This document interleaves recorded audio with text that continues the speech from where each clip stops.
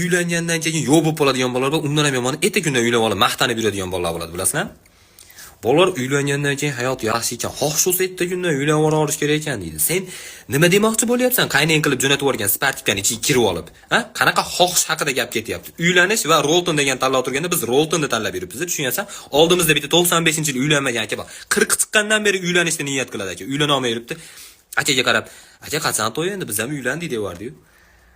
Ishonasizlarmi? Akaga "Yetimsan sen" deganda unaqa ta'sir qilmasdi, tushunyapsizlarmi? Aka mana shu marijnixonada o'tiruvdik, haligi marijnixonadagi shipirgi bilan quvlab ketdi-yu, yetib olsa shipirgi bilan so'yib yuboradi, tushunyapsizlarmi?